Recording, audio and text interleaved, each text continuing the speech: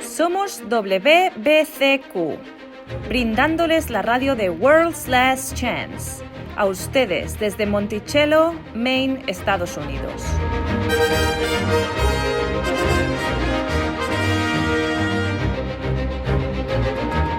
La violencia criminal, la inquietud política, inestabilidad financiera, todo apunta a una inminente crisis, una crisis como ninguna otra. Atentos a la radio de World's Last Chance para aprender a prepararse espiritualmente para lo que nos espera.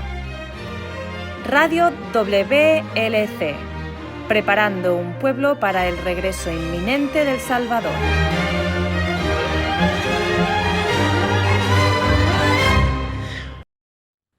Saludos y una muy cálida bienvenida a la satelital radio de WLC, que les trae mensajes llenos de verdad de las Escrituras. Soy su anfitrión, Luis García. Y yo soy Pedro Merino. Nos alegra que nos hayan hecho parte de su día.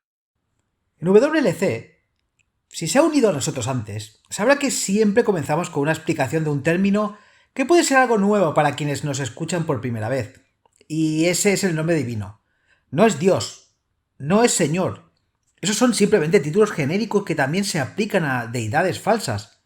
El nombre personal del creador es Yahuwah o Yah. El nombre del hijo es Yahushua, cual significa Yahuwah salva. No lo olviden, Eloah, Elohim, también se usan en todas las escrituras. Son títulos hebreos, la primera lengua, que se refieren al Padre. Recientemente tuvimos un programa que era un poco delicado a falta de una mejor palabra. Se trataba de los jesuitas y del juramento que debe hacer cada sacerdote antes de unirse a su orden. Ahora, como diálogo en este programa, esto no es un ataque personal a ningún individuo o sus creencias. Se demostró la verdad en lugar de atacar el error. Esta verdad está a la luz y advierte de un oscuro peligro. Sí, muy cierto, y tenemos la responsabilidad de advertir cuando vemos peligro. Es como una historia que leí recientemente. En 1962, dos graduados del MIT, David Barnes y Charles Sawyer, decidieron relajarse con una visita a Sudamérica. En Perú realizaron esta expedición campestre por la Cordillera Blanca. ¿De qué otra manera van a pasar sus vacaciones dos jóvenes científicos? Van a acampar en los Andes. En esta amplitud montañosa hay un glaciar al que se hace referencia simplemente como 511. Unos años antes hubo una avalancha y se sospechaba que la avalancha provino del glaciar 511.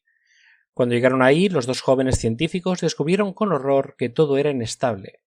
Básicamente estaba una buena brisa de acabar con todo en el valle de abajo. Entonces, ¿qué hicieron? ¿Activarlo en una detonación controlada o algo así? No, miles de personas vivían en ese valle. Barnes y Sawyer hicieron lo que cualquiera de nosotros haría. Cancelaron su caminata y se retiraron apresuradamente hacia el valle, donde intentaron advertir a las autoridades del peligro. Muy buena idea. Bueno, por increíble que parezca, los dos hombres fueron arrestados y encarcelados por causar pánico. Tienes que estar bromeando. No, ojalá lo fuera. Después de pasar 2 semanas tratando de hacerse oír, los dos jóvenes se retractaron de su historia y regresaron a Estados Unidos. La advertencia no solo se ignoró, sino que se negó por completo. ¿Y qué pasó? Bueno, Perú está en el anillo de fuego, ¿no? Solo unos años después, el 31 de mayo de 1970, hubo un terremoto en la zona. El terremoto provocó una avalancha en el glaciar 511. Más de 25.000 personas fueron aniquiladas, enterradas bajo una pared de hielo y roca. Hasta el día de hoy sigue siendo la avalancha más mortífera del mundo registrada en la historia. ¡Qué tragedia! Y todo porque se ignoró una advertencia bien intencionada. Las autoridades no quisieron escuchar. Era inconveniente. ¿Cómo se suponía que iban a reubicar a más de 25.000 personas? Y entonces esas 25.000 personas perdieron la vida debido a una advertencia, dada a tiempo de sobra. Es una buena ilustración, y es como me siento hablando de los jesuitas. No es un mensaje popular. De hecho, es políticamente incorrecto, especialmente en algunos de los países a los que transmitimos. Pero las consecuencias de permanecer ignorante del peligro son, honestamente, bastante espantosas. Nuestro amigo Pedro no pudo entrar en todo lo que quería cubrir en nuestro programa anterior sobre los jesuitas, así que le voy a dejar el tiempo a él. Gracias, Luis. Me gustaría comenzar leyendo una advertencia que dio Yahushua. Está registrada en Mateo 7:15. Debemos tomar esta advertencia en serio porque el peligro es muy real. Bien, versículo 15. Dice: Cuidado con los falsos profetas, que vienen a ti con piel de oveja, pero por dentro son lobos rapaces. Esta advertencia, obviamente, tiene una amplia aplicación. Puede aplicarse a los ministros que están más preocupados por mantener el status quo y apoyar las creencias de la Iglesia que los emplea, que por aprender y difundir nuevas verdades. Pero esto también se aplica a los jesuitas. De hecho, Francesco Borgia, el tercer superior general de la Orden de los Jesuitas, dijo una vez: «Vinimos como corderos y gobernaremos como lobos». La orden fue establecida en 1540 por el Papa Pablo III con un objetivo: derrotar al protestantismo y establecer el gobierno papal en todo el mundo. En los casi 500 sangrientos años de su existencia han tenido un éxito asombroso. ¿Cómo? La mayoría de las ideologías no duran tanto, pero los jesuitas siguen siendo fuertes. En gran parte a través del engaño. Son muy adaptables y, como vemos en el juramento que hacen cuando se unen a la orden, están muy dispuestos a manipular, a mentir y asesinar para promover su propia agenda. Se han infiltrado en los gobiernos, han establecido algunas de las mejores universidades del mundo. Es revelador que lo principal, las universidades son reconocidas por enseñar derecho. Pueden enfocarse en cualquier número de otros campos de estudio, pero generalmente sus universidades se destacan por la enseñanza de derechos. Por supuesto, así es como se moldea el pensamiento y las leyes de la próxima generación. La mayoría de la gente de hoy no se da cuenta del peligro que presentan los jesuitas. Yo diría que el peligro es aún mayor hoy, con un jesuita que se convierte en papa por primera vez en la historia. Estoy de acuerdo y mucha gente que conoce su historia está igualmente preocupada. Me gustaría dedicar el resto de nuestro tiempo para presentar algunos datos que todos deberían saber sobre los jesuitas. Estos son hechos de la historia que la gente solía conocer, pero que en gran parte han sido olvidados o pasados por alto en la atmósfera política del mundo actual. Entonces, ¿qué necesitamos saber? Lo primero que debemos saber es que el Papa Clemente XIV abolió la Orden de los Jesuitas en 1773. Para el siglo XVIII, las naciones europeas, incluidos los países católicos, estaban despertando al efecto desastroso que estaban teniendo los jesuitas por su intromisión en el ámbito nacional. De hecho, a medida que la verdad de los hechos se hizo ampliamente conocida, varios gobiernos se enfurecieron tanto que exigieron a la Iglesia Católica Romana abolir a los jesuitas de una vez por todas.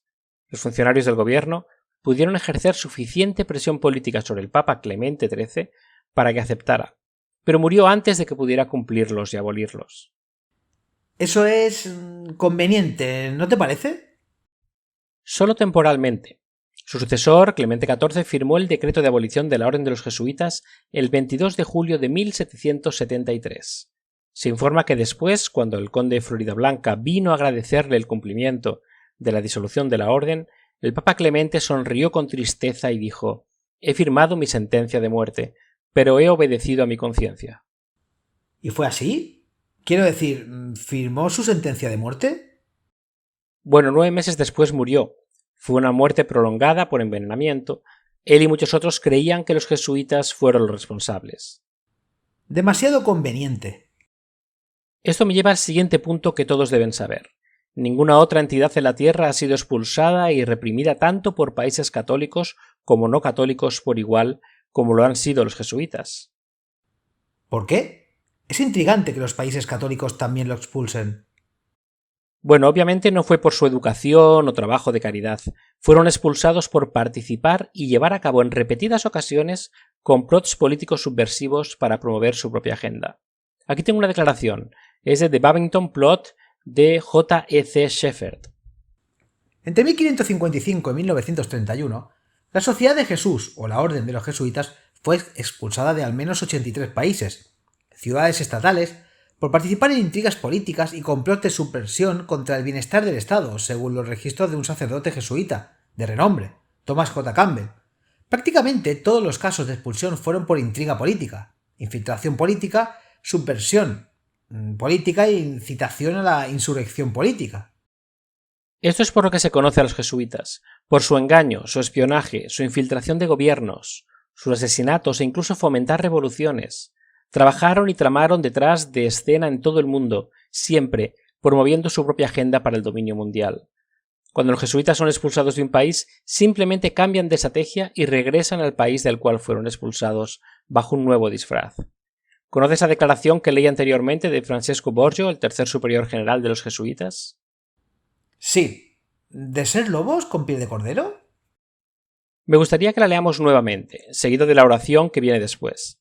Esta cita revela la estrategia operativa de los jesuitas. Dice: vinimos como corderos y gobernaremos como lobos, seremos expulsados como perros y regresaremos como águilas. Interesante. Básicamente está diciendo que son una fuerza imparable. Y realmente lo han sido. Una cosa que aprendí sobre los jesuitas hace algún tiempo que realmente me sorprendió fue que Adolf Hitler modeló su unidad de la SS, sin mencionar toda la estructura de su partido, fuera de la estructura organizada de los jesuitas y la Iglesia Católica Romana. Eso es algo que se deja convenientemente fuera de los libros de historia, ¿no es así? Bueno, sí, Walter Schellenberg fue el jefe del contraespionaje nazi. Quiero leer una declaración que hizo. Aquí vamos. Dijo: la organización de la SS había sido constituida por Heinrich Himmler, un miembro destacado del partido nazi, de acuerdo con los principios de la Orden de los Jesuitas. Sus reglamentos y los ejercicios espirituales prescritos por Ignacio de Loyola fueron el modelo que Himmler intentó copiar exactamente. El título de Himmler, como jefe supremo de la SS, iba a ser el equivalente al general de los jesuitas, y toda la estructura era una imitación cercana del orden jerárquico de la Iglesia Católica. Hay más, escucha esto. Hitler también dijo: aprendí mucho de la orden de los jesuitas. Hasta ahora nunca ha habido nada más grandioso en la tierra que la organización jerárquica de la Iglesia Católica. Transferí gran parte de esa organización a la mía propia. Voy a contaros un secreto, estoy fundando una orden. En mis burgos de la orden levantaremos una juventud que hará temblar el mundo. Luego se detuvo y dijo que no podía decir más.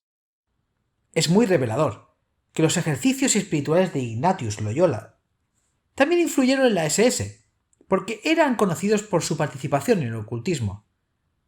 Existe un vínculo mucho más estrecho entre la Iglesia Católica, los jesuitas y el partido nazi que jamás nos imaginamos. Edmond Paris escribió un libro titulado La historia secreta de los jesuitas. En la página 138 hace una afirmación realmente sorprendente. Leamos. Dice: el Führer había llegado al poder gracias a los votos del Centrum Católico, el partido del centro supervisado por el jesuita Ludwig Kass. Solo 5 años antes de 1933, pero la mayoría de los objetivos revelados cínicamente en Mein Kampf ya se habían cumplido. Este libro fue escrito por el padre Bernhard Steinfeld, controlado por los jesuitas, y firmado por Hitler, porque fue la Sociedad de Jesús la que perfeccionó el famoso programa pangermánico, tal como se presenta en este libro, y el Führer lo aprobó. Esta es una afirmación sorprendente. Sí es cierto, y muchos no hacen tales afirmaciones a menos que sus afirmaciones puedan ser respaldadas. Un sacerdote controlado por los jesuitas aparentemente escribió Mein Kampf. El propio Hitler no lo escribió en realidad. Franz von Papen fue otro nazi poderoso. Jugó un papel decisivo en la creación del concordato entre Alemania y el Vaticano. Dijo: el Tercer Reich es la primera potencia mundial que no solo reconoce sino que también pone en práctica los altos principios del papado. El partido nazi, el catolicismo en acción, eso es más cierto de lo que la mayoría se daría cuenta. Un punto que mencionamos anteriormente y que quiero revisitar es la influencia de los jesuitas en la educación. Durante los últimos cientos de años, los jesuitas han logrado establecer la mayor red mundial de colegios y universidades. Por supuesto. Muchos políticos y líderes se han formado en universidades jesuitas. Así es como se le ha arreglado para moldear el pensamiento de los líderes mundiales y producir generaciones de líderes políticos y religiosos que han sido favorables para la Iglesia Católica y su agenda. Charles Spurgeon, como saben, fue un ministro muy conocido y respetado en la Inglaterra del siglo XIX. Una vez pronunció un sermón titulado Una advertencia solemne para todas las iglesias. En él advirtió que las creencias de los ministros protestantes que se gradúan de universidades católicas estaban siendo influenciadas por su educación con maestros jesuitas. Dijo: eliminan una parte del Evangelio, después de haber estudiado en la nueva Universidad Jesuítica del Diablo. Algo bastante condenatorio, pero estoy seguro de que es la verdad. Estén atentos, amigos, continuaremos en un momento.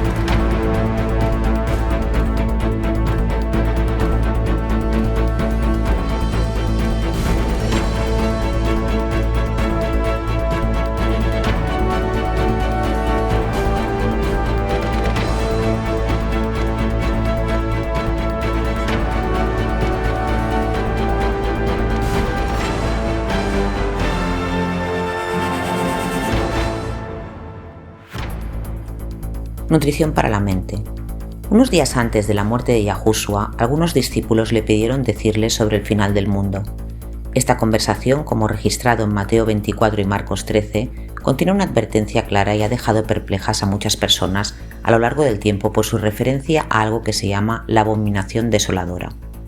Por tanto, cuando veáis en el lugar santo la abominación desoladora de que habló el profeta Daniel, entonces los que estén en Judea huyan a los montes.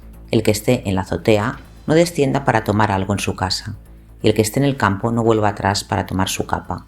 Mas hay de las que estén en cinta y de las que críen en aquellos días. Mateo 24, 15, 19. El significante que la palabra abominación se refiere a la idolatría.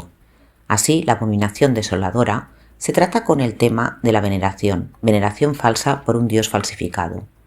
Un principio predominante del reino de Satanás es el de forzar. Aquellos quienes Satanás no consigue engañar intenta coaccionar. En la confrontación final entre el reino de los cielos y las fuerzas de las tinieblas, un poder convincente será ejercida sobre todos los que se sitúan leales al cielo. Dicha confrontación se presenta en el libro de Revelaciones, un libro abierto que expone las largas profecías selladas de Daniel, y se le permitió infundir aliento a la imagen de la bestia, para que la imagen hablase y hará que todos los que no quisieran adorar la imagen de la bestia sean muertos. Y hacía que a todos, pequeños y grandes, ricos y pobres, libres y esclavos, se les pusiese una marca en la mano derecha o en la frente, y que ninguno pudiese comprar ni vender, sino que tuviese la marca o el nombre de la bestia, o el número de su nombre. Revelaciones 13, 15, 17. El hablase es el pasar leyes, el hará es el tener el poder para esforzar las leyes. Estas leyes demandarán conformidad con el reino de Satanás. Todo quien se niegue a venerarlo será considerado digno de la muerte. La abominación desoladora es un acto legislativo que obliga a la conciencia. En el dolor de la muerte, presentar, reconocer o mostrar por otra parte la lealtad a cualquier sistema falso de veneración, así permitiendo a Satanás el dominio del alma. El peligro al pueblo de Yahuwah es subrayado aún más por advertencia del Salvador directamente después de su referencia a la abominación de desolación. Orad pues que vuestra huida no sea en invierno ni en día de reposo, porque habrá entonces gran tribulación, cual no la ha habido desde el principio del mundo hasta ahora, ni la habrá. Mateo 24, 20, 21. En nuestro otro programa acerca de los jesuitas, hablamos sobre su infame juramento. Creo que una sección del juramento jesuita merece una repetición. Es muy impactante.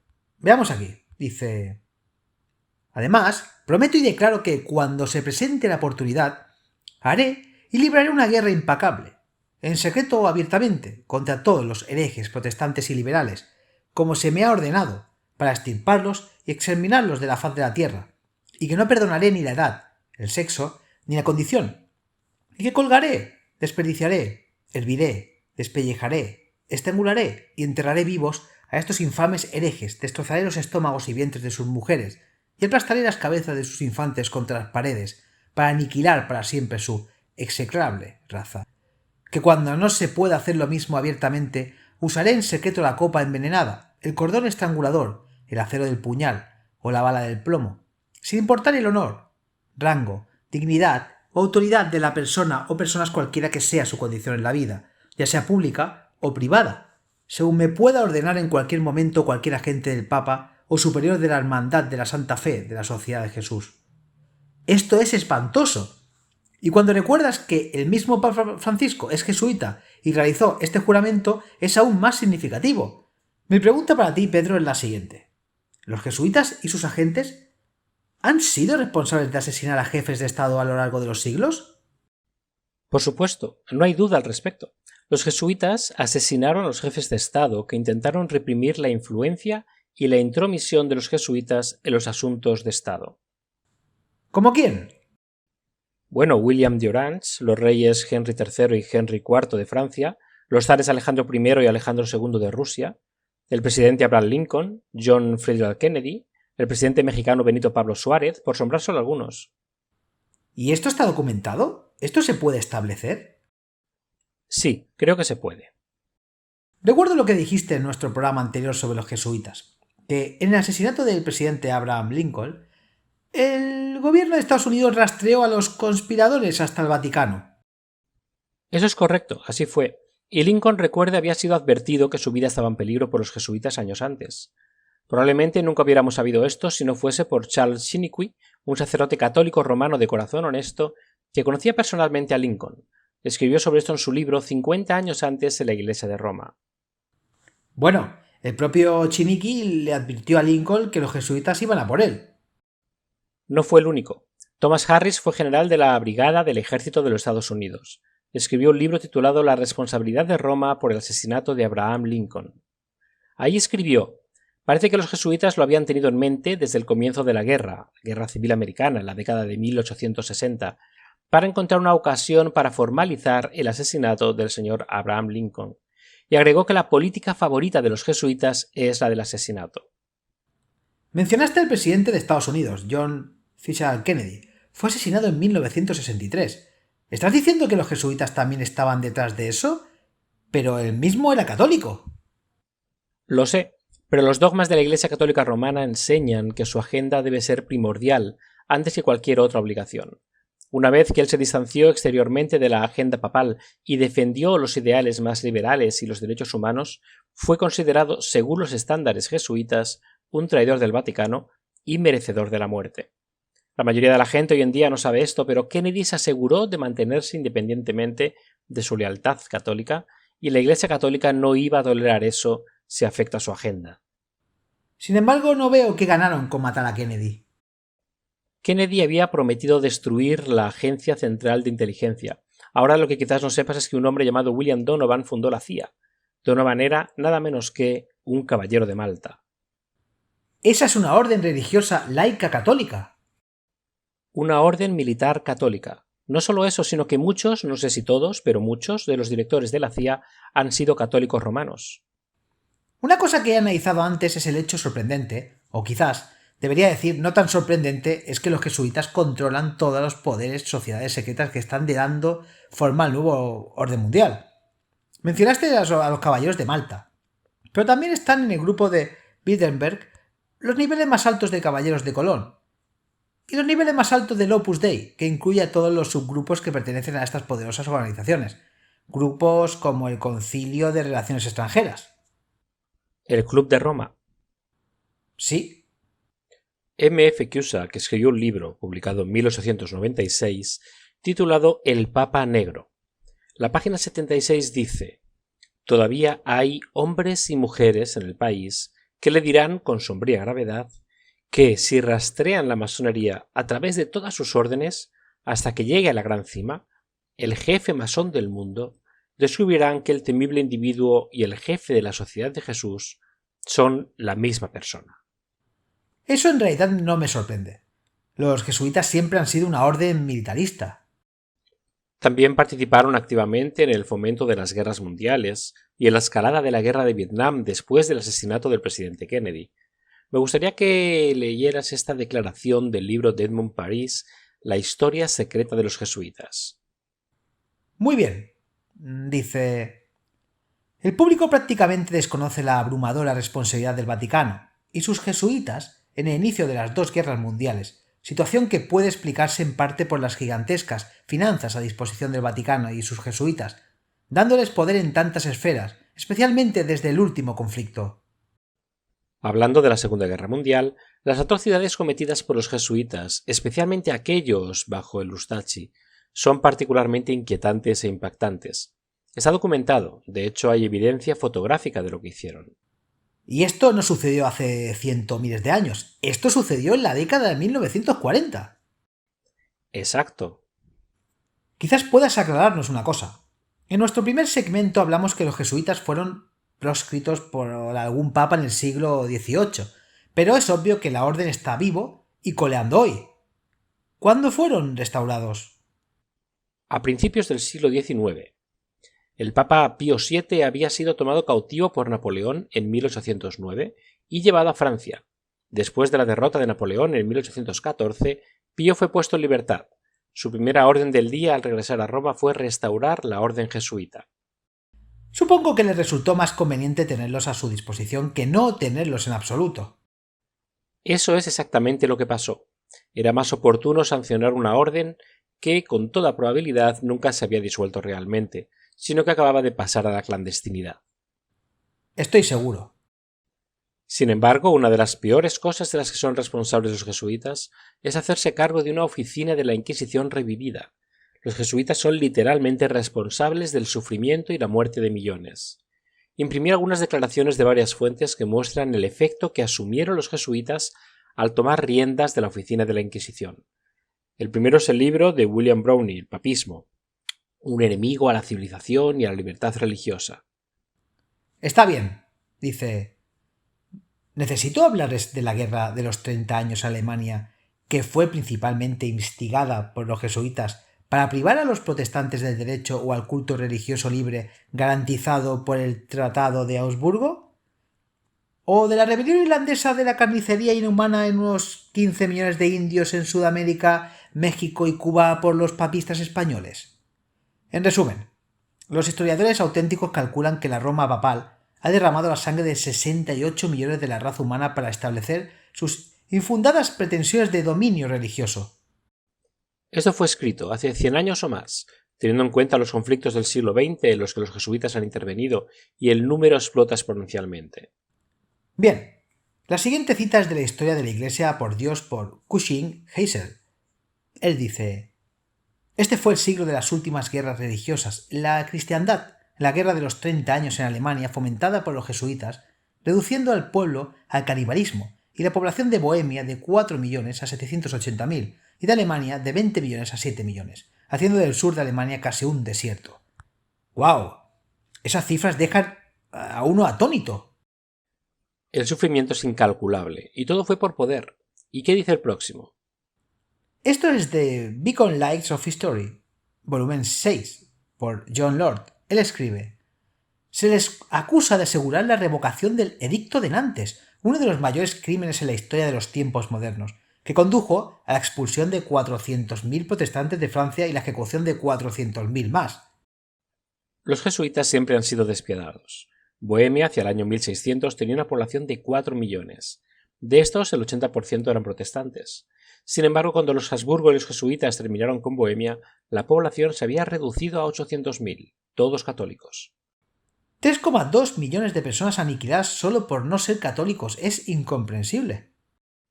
Un último punto que la gente debe tener en cuenta es que la doctrina de la necesidad de confesar sus pecados a un sacerdote ha actuado como la red de recopilación de inteligencia más grande del mundo. Sin embargo, más que cualquier otra orden de sacerdotes, los jesuitas han dominado esta red proporcionando confesores a los líderes mundiales. Incluso la Nueva Enciclopedia Católica dice esto, una vez más, es de la Nueva Enciclopedia Católica y habla de los jesuitas. Actuaron como confesores reales de todos los reyes franceses durante 2 siglos, desde Henry III hasta Luis XV, a todos los emperadores alemanes después de principios del siglo XVII, a todos los duques de Baviera después de 1579, a la mayoría de los gobernantes de Polonia y Portugal, a las familias principescas de toda Europa. Los jesuitas también sirvieron como asesores de reyes. Entonces, por supuesto que podían influir en la política. Y lo hicieron. Fue el confesor jesuita de Luis XIV quien influyó en él, en la década de 1680, para revocar el Edicto de Nantes, que dio libertad a los protestantes.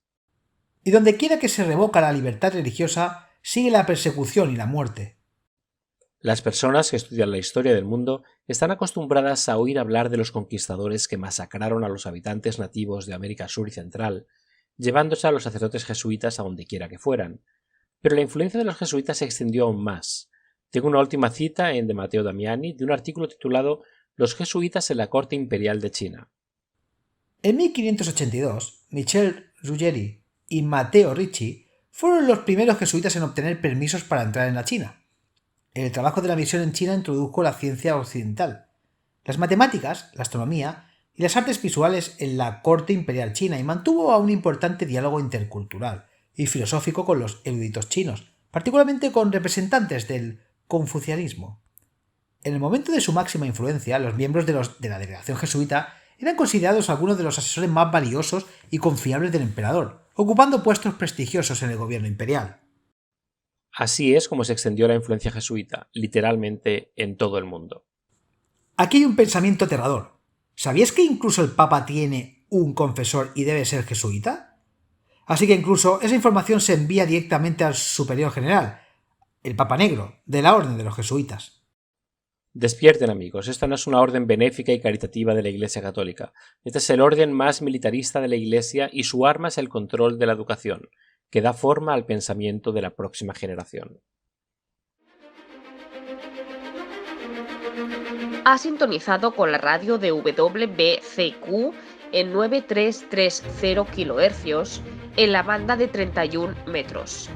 Radio World's Last Chance, preparando un pueblo para el pronto retorno del Salvador.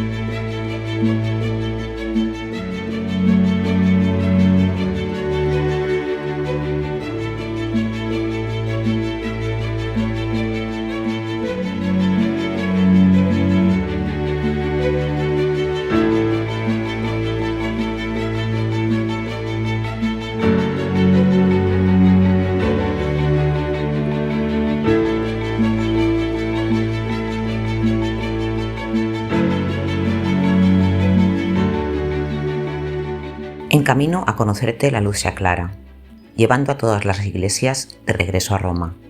El mundo religioso por mucho tiempo ha sido ampliamente dividido para llegar a aceptar a un solo líder en su cabeza, con el fin de convertirse en el líder moral religioso del mundo. El Papa Francisco debe romper las barreras tradicionales, filosóficas y doctrinales que dividen a judíos, cristianos y musulmanes. Estas son las religiones principales con las cuales debe unirse. Las religiones orientales son más abiertas a sus planes, ya que sus doctrinas los hace menos críticos en creencias diferentes, a diferencia de las religiones sectarias abrahámicas. Francisco se ha esforzado duro durante su breve pontificado para lograr esta unidad. Él comenzó el año 2016 con un vídeo desarrollado por Pope's Worldwide Prayer Network, la red mundial de oraciones del Papa. En él barrió las muchas y grandes diferencias en la doctrina. Se centró únicamente en el puñado de creencias diferentes que las religiones tienen en común. Fue un llamado descarado a unirse ignorando las diferencias doctrinales. El Papa Francisco viajó a Grecia en abril del 2016 con el patriarca Bartolomé I de la Iglesia Ortodoxa Oriental. Una vez allí, los dos líderes unidos en un llamado a poner fin a la violencia, pero que más inmigrantes musulmanes sean recibidos en Europa. Fox News reconoció la importancia de la cooperación de estos dos líderes religiosos, indicando: dos importantes líderes del cristianismo, que aún están divididos oficialmente por una escisión de 1000 años, estarán hablando con una voz cada vez más unificada y que ha ido más allá del ámbito de la religión para hacer frente a problemas acuciantes como el cambio climático y las crisis humanitarias en todo el mundo. Esta visita, que viene de la mano del histórico encuentro entre Francisco con la cabeza de la Iglesia Ortodoxa rusa, es evidencia de una asociación cada vez más importante, católica ortodoxa, que se ha fortalecido. La relación del Papa con Bartolomé es muy cercana. 2 años antes, el Papa y el patriarca Bartolomé habían firmado una declaración mutua reafirmando su deseo para superar los obstáculos que dividen los católicos y ortodoxos. ¿Qué hace un Papa firmando documentos legales? El Papa y el patriarca Bartolomé comparten una relación tan cordial que el reportero católico nacional se refirió a su amistad como un romance en ciernes.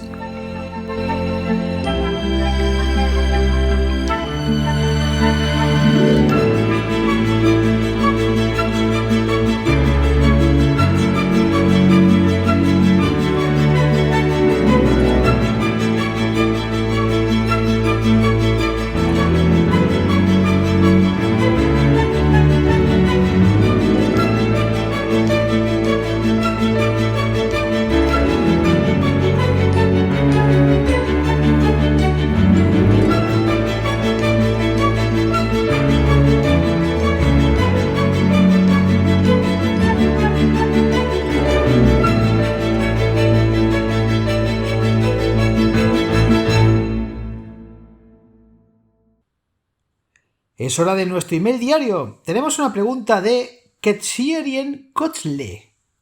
¿Cómo dirías eso? Quizás deberíamos dejar de lado los nombres de la ciudad. Es en Polonia, amigos. Está en Polonia. Para mí es todo un trabalenguas. Leí que si comparas las edades en las que los habitantes nativos alcanzan un dominio completo del idioma, el polaco es el idioma más difícil del mundo. Yo hubiera adivinado, chino o ruso o algo así. Lo sé, pero eso no es lo que dice este informe. Aparentemente, en la mayoría de los idiomas, los niños adquieren un dominio completo del idioma a los 12 años. En otros idiomas, como el mandarín y el inglés, los hablantes nativos no adquieren un dominio completo del idioma hasta aproximadamente los 14 años. El polaco, por otro lado, es tan difícil incluso para los hablantes nativos del polaco.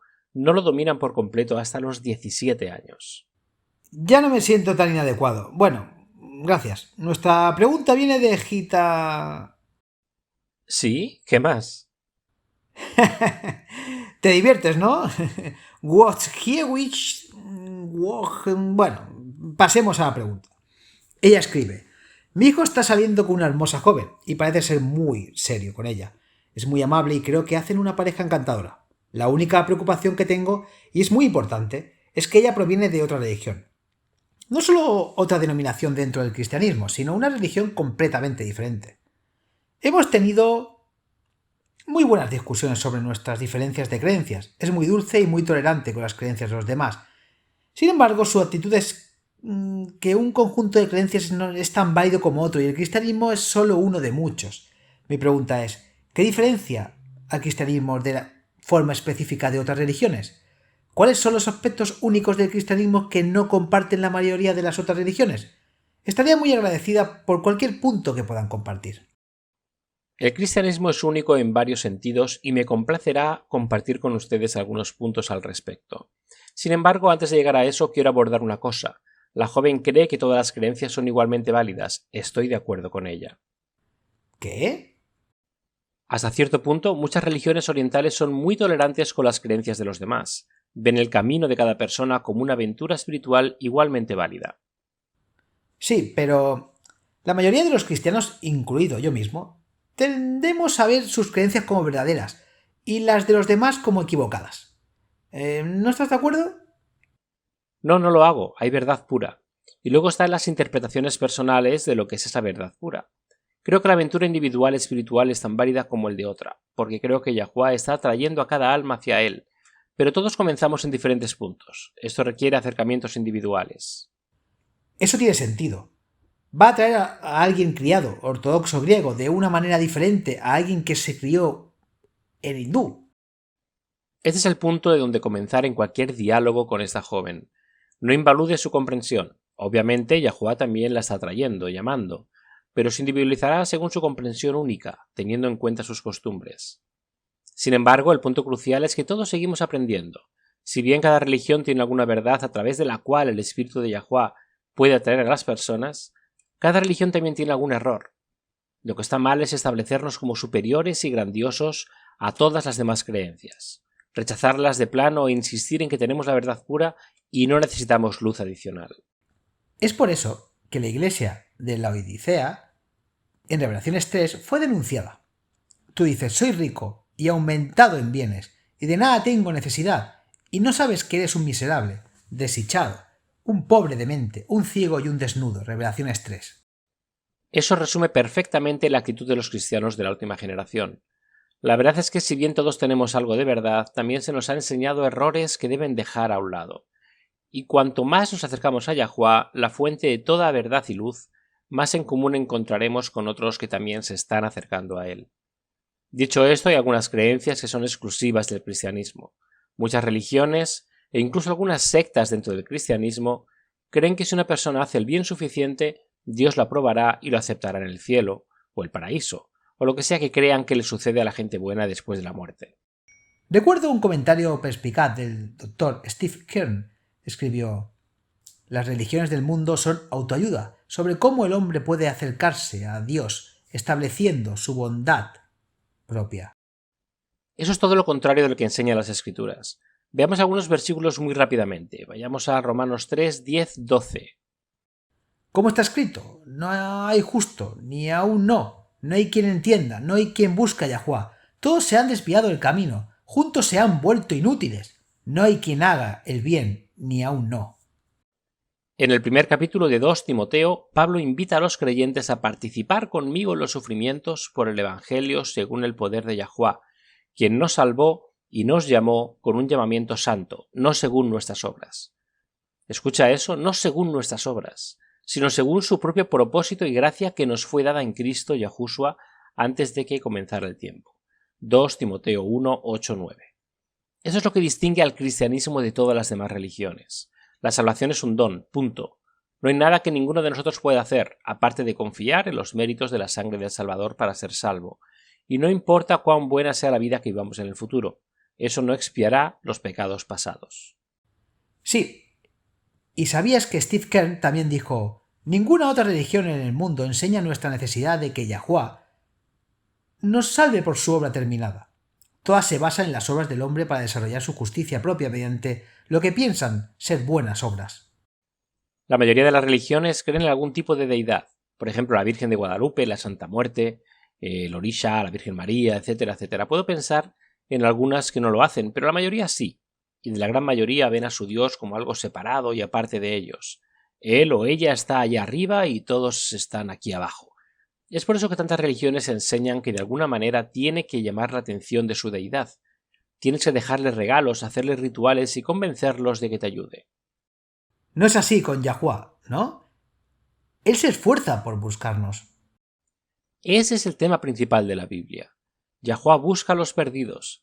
Jeremías 31:3 dice: Yahuwá me ha aparecido desde la antigüedad, diciendo: sí, con amor eterno te he amado, por tanto con misericordia te he atraído. Ese es uno de mis versículos favoritos, y porque nos ama, viene tras de nosotros, quiere estar con nosotros. En Éxodo 25 le dijo a Moisés: que me hagan un santuario para que yo pueda habitar entre ellos. Éxodo 25:8. Todas las demás religiones tienen que seducir a sus dioses, tienen que construir en la cima de las montañas, los lugares altos, donde Israel siempre sacrificaba a dioses falsos, pero con Yahuwá, él quiere descender y morar con nosotros. Excelente ejemplo. De hecho, cuando estudias el santuario del Antiguo Testamento, rápidamente descubrirás algo muy fascinante. No había escaleras en ninguna parte. Yahuwá quería que se construyera en el suelo y él bajaría y se acercaría. En los templos paganos siempre colocan esas enormes escaleras para elevarse. No tenemos que hacer eso con Yahuwá. También he notado que muchos devotos de otras religiones buscan escapar de la realidad de este mundo. Piensan que si pueden alcanzar un cierto estado de iluminación, piensan que de alguna manera pueden separarse del mundo que los rodea. Los cristianos, por otro lado, buscan influir para bien en el mundo que los rodea. La principal diferencia entre el cristianismo y todas las demás religiones es Yahushua, por supuesto. Ese es el tema central, desde el Génesis hasta Revelaciones, y es lo que revela el amor abnegado del Creador. Eso es cierto. No puedo pensar en otro dios o diosa que en realidad sea desinteresado hasta el punto de sacrificar a su propio hijo amado para salvar a un enemigo. Eso es lo que distingue al cristianismo de todas las demás religiones. El Creador hizo y recrea criaturas perfectas, a los que ama como a sus propios hijos. Se rebelan y lo hieren, lo abandonan por su peor enemigo, pero él no se da por vencido. Él los busca, hace todo lo que está en su poder para traerlos de regreso. Por ninguna otra razón, sino que los ama y quiere que sean felices. ¿Por qué tanto amó Yahuwá al mundo que dio a su Hijo unigénito? Para que todo aquel que crea en él no se pierda, sino que tenga vida eterna. Porque Yahuwá no envió a su Hijo al mundo para condenar al mundo, sino para que el mundo sea salvo por él. Estas son las buenas nuevas de salvación. Esto es lo que distingue al cristianismo de todas las demás religiones, el amor de Yahuwá por aquellos que no lo aman. Esto es amor desinteresado e infinito, lo que distingue a Yahuwá de todos los demás dioses. Separa el error y la falsedad de la verdad pura. La muerte del Salvador es el máximo ejemplo de amor, y el amor que revela es el amor del Padre. No es necesario que denuncien las creencias de otra persona. De hecho, no deberías hacerlo. Hay suficiente verdad ahí para que Yahuwá los atraiga hacia él. En cambio, lo que debes hacer es presentarles la belleza de las verdades más avanzadas que sí has llegado a conocer. Eso es todo lo que tienes que hacer, no tienes que atacar el error. A medida que presentas la verdad, si están respondiendo el llamado del Espíritu Santo, verán la verdad en lo que les presentas. Es bueno recordar que no es nuestro trabajo condenar los corazones, esa es la obra del Espíritu Santo. Todo lo que tenemos que hacer es presentar la verdad, y dejar que se vean nuestras propias vidas a través de la fe en Yahushua. Muy cierto. Haremos un breve descanso y ya regresamos. Mientras tanto, escuchen la promesa diaria con Laura.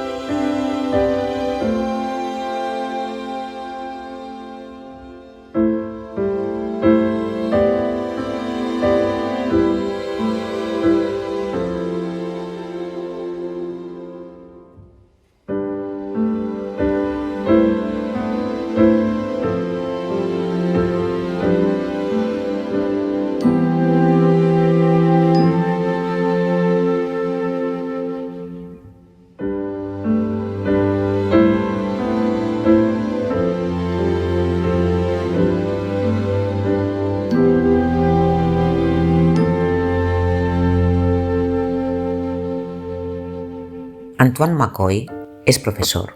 Un día, mientras conducía hacia su trabajo en el sur de los Estados Unidos, las sirenas y alertas de tornados comenzaron a sonar. En la escuela, los niños estaban en la posición estándar de simulacro de tornado, que habían practicado durante todo el año.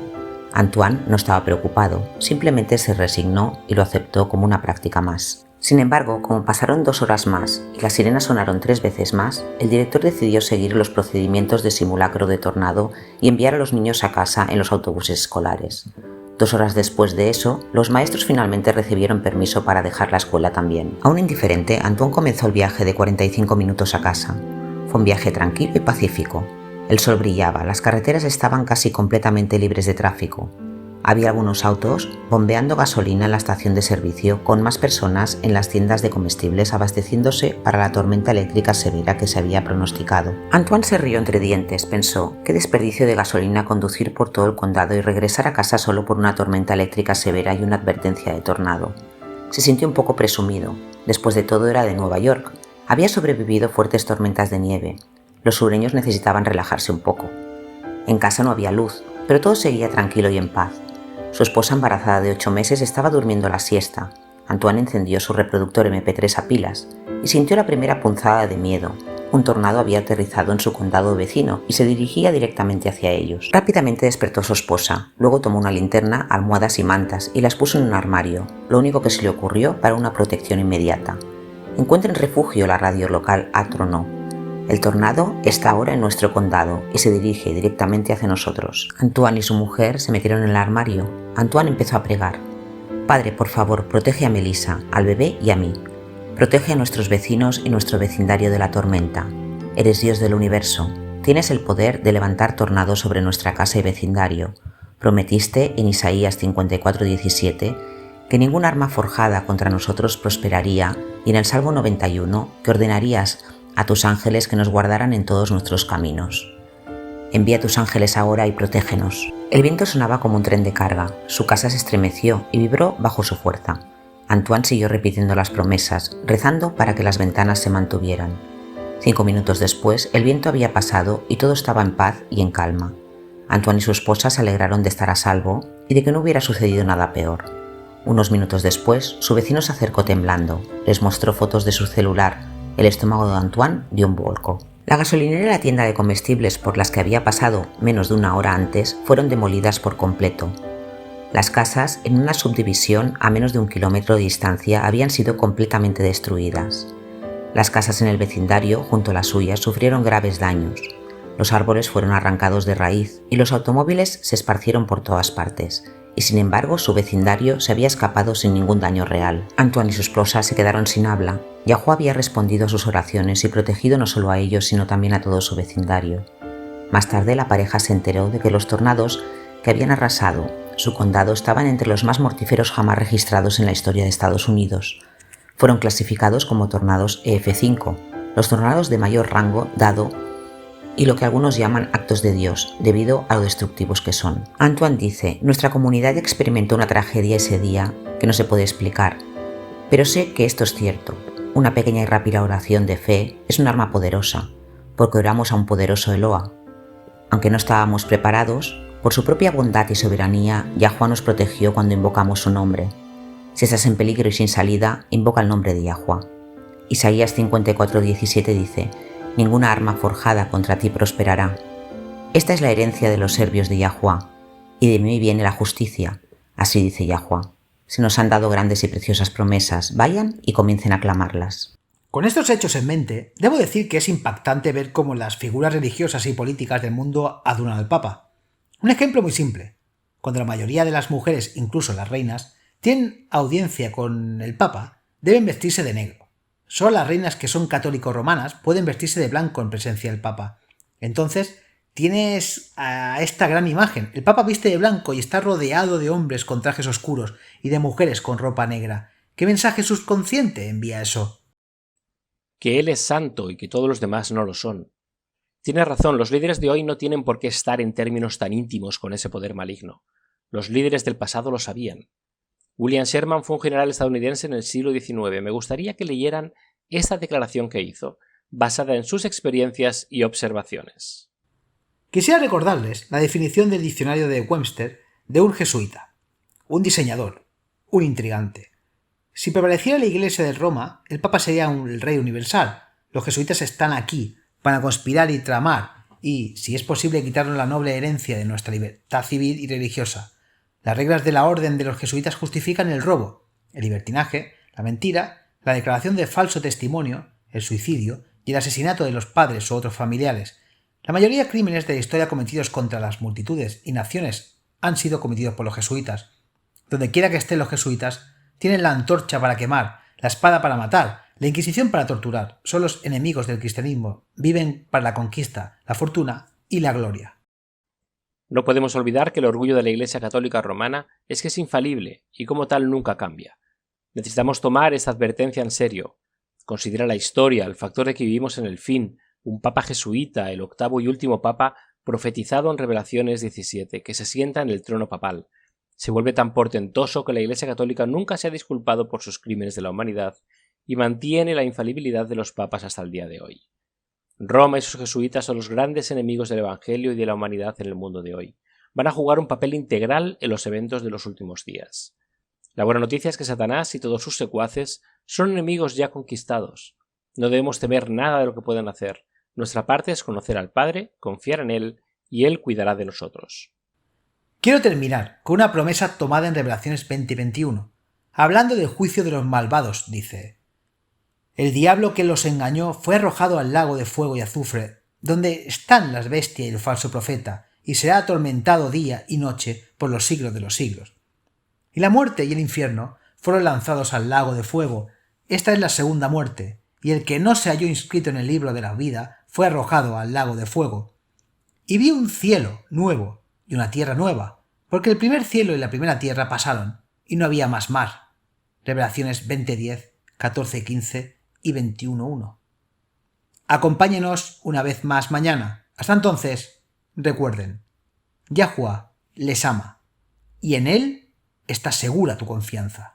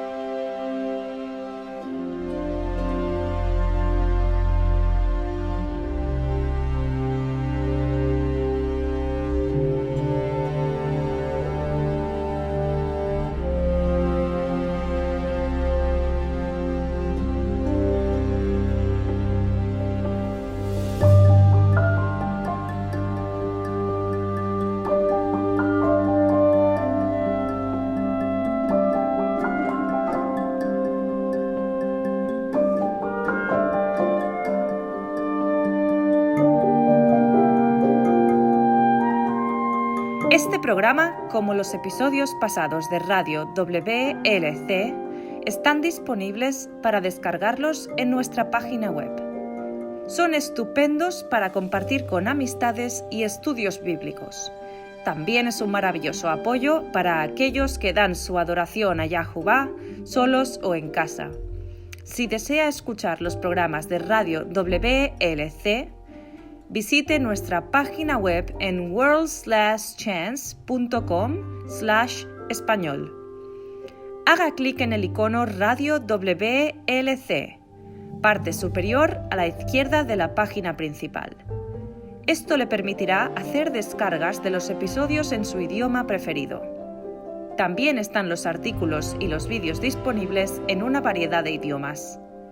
Acompáñenos otra vez mañana para otro mensaje lleno de verdades en WBCQ, en 9330 kHz, en la banda de 31 metros. La radio de WLC prepara a un pueblo para el pronto retorno del Salvador.